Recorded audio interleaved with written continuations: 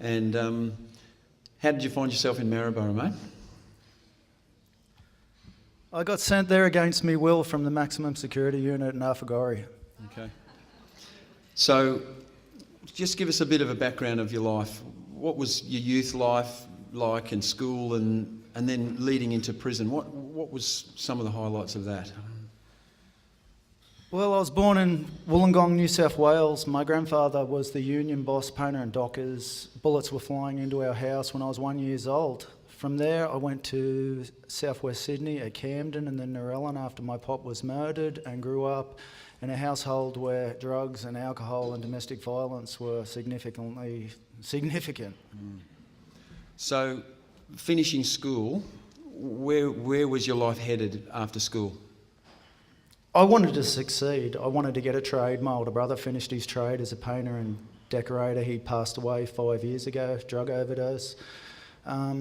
I wanted to be a bricklayer. I wanted to put it together, but within my personality, within, I suppose, my thought processes, I was a damaged teenager that could not live. I couldn't function. Although I believed I could go to work, but I wouldn't last long. I would just burn out and unravel. I had no direction. I was aimless, drifting.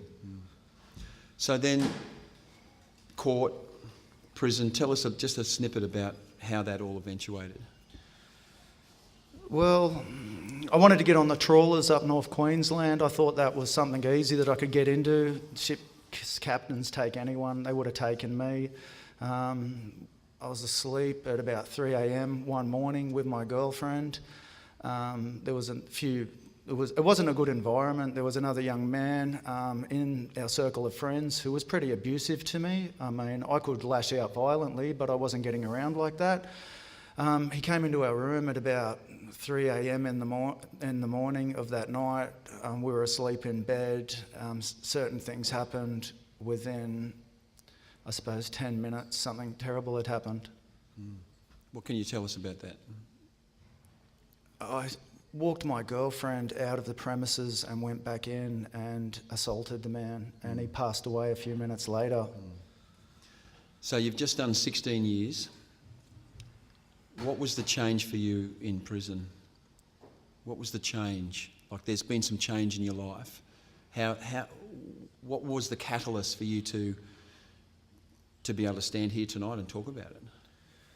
I'd seen the worst life can throw at someone, and growing up in Australia, I know what it is to live in a good country, don't get me wrong, but I knew that the role models I had weren't good ones, and I knew in my heart that God had been speaking to me all my life. Even though I wasn't from a Christian family, I knew that if I wanted to be the best that I could be, I'd have to trust Jesus and seek him with my whole heart, which I've tried to do. So I role model my life on Jesus. So, yeah, go on, mate. You met some chaplains in the prison. Tell us a little bit about that. Well, without the visits from the chaplains, I don't think I would have made it. They were there when you need them most, and they were a very integral part of it, because with the Bible studies, the church services, and any day of the week they're in there, and you just don't know when you're going to bump into them. Like, I knew their routines, I knew their times, I would wait for them, pray with them, and the job that chaplains do in prison is so important. Look, there's hundreds of people and 4,000 or 5,000 in the Queensland prison system. You might just be ministering to that one person that's going to go on with Christ all the way. You don't know. But I know here today that there is men still back in there who are living for Jesus. And they're going to be out here one day, and they are supported now because of the chaplains. They don't get visits. The only visits they receive are from the chaplains. Like me when I first went in there. The only family I had were the chaplains. That's good.